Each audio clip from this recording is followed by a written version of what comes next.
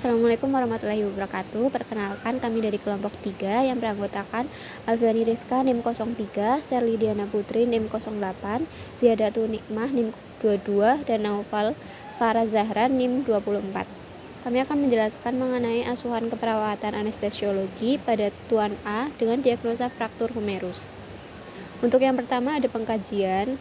Pasien usia 70 tahun dengan fraktur humerus akan dilakukan tindakan ORI dengan HR 180 per 95 mm hemoglobin, perdarahan intraabdomen, melena, riwayat jatuh patah tulang 3-4 minggu, dan infeksi. Untuk kemudian dianalisa data, didapatkan data intraoperatif, data objektif berupa perdarahan intraabdomen, melena, pasien terlihat pucat dan berkeringat dingin.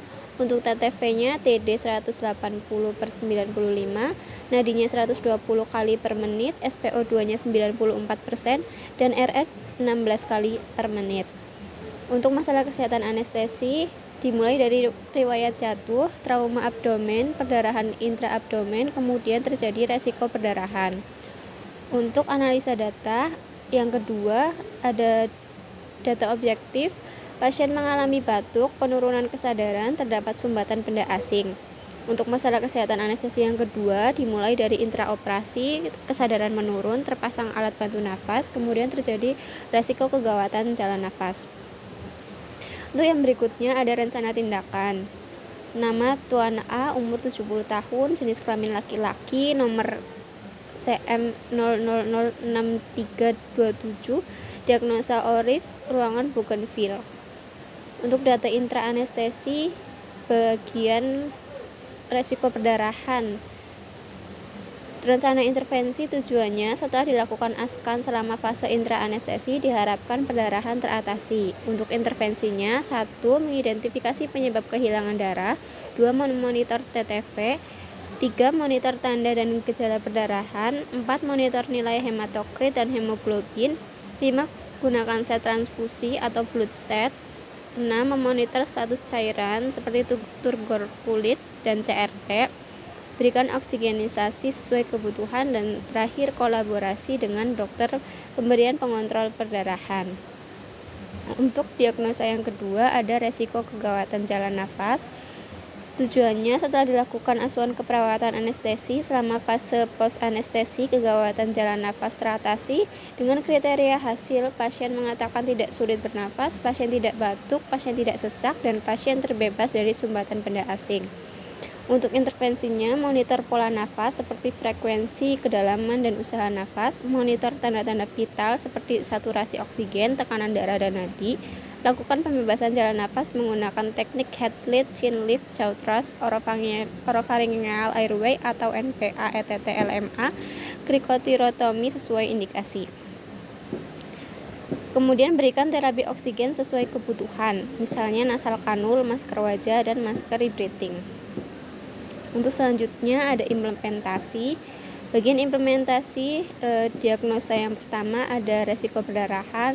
Implementasinya memonitor TTV, mengidentifikasi penyebab kehilangan darah, memonitor tanda dan gejala perdarahan, memonitor nilai hematokrit dan hemoglobin, memonitor status cairan seperti turgor kulit dan CRT, memberikan oksigenisasi sesuai kebutuhan 3 TPM, kolaborasi dengan dokter pemberian pengontrol perdarahan.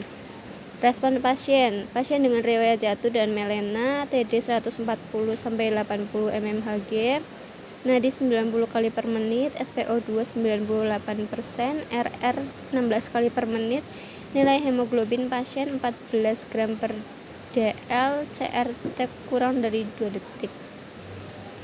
Untuk resiko kegawatan jalan nafas, implementasinya memonitor pola nafas seperti frekuensi, kedalaman, dan usaha nafas, memonitor tanda-tanda vital seperti saturasi oksigen, tekanan darah, dan nadi, melakukan pembebasan jalan nafas menggunakan teknik head lift, chin lift, jaw thrust, oropharyngeal airway atau NPA, ETT, LMA, krikoritomi dengan sesuai indikasi, berikan terapi oksigen sesuai kebutuhan, misalnya nasal kanul, masker wajah, dan masker rebreathing. Kemudian didapatkan respon berupa nafas pasien kembali spontan, TD-nya 125 per 95 mmHg, nadinya 88 kali per menit, RR 20 kali per menit, SPO2 100%. tidak ada sumbatan jalan nafas, dan pasien terpasang oksigen 3 lpm. Untuk kemudian catatan perkembangan, untuk resiko perdarahan, evaluasinya data subjektif tidak ada, data objektif TD 140/85 mmHg, nadinya 110 kali per menit, SpO2 98%, RR-nya 16 kali per menit, nilai hemoglobin 14 gram per dl. Untuk analisisnya resiko perdarahan teratasi sebagian, lanjutkan intervensi, planningnya lanjutkan intervensi, memonitor TTV, kolaborasi dengan dokter, memberikan obat pengontrol perdarahan, I-nya kolaborasi dengan dokter pemberian obat pengontrol darah, E. Pasien sudah terlihat tidak pucat, TTV normal, R. Masalah teratasi sebagian, intervensi dilanjutkan. Untuk resiko kegawatan jalan nafas, data subjektif pasien sadar sepenuhnya dan tidak mual, data objektif respirasi normal, tidak ada sumbatan jalan nafas, analisis masalah teratasi, planning intervensi dihentikan. Sekian penjelasan singkat dari kelompok 3 mengenai asuhan keperawatan anestesiologi pada Tuan A dengan diagnosa fraktur humerus. Mohon maaf apabila banyak kesalahan. Terima kasih. Wassalamualaikum warahmatullahi wabarakatuh.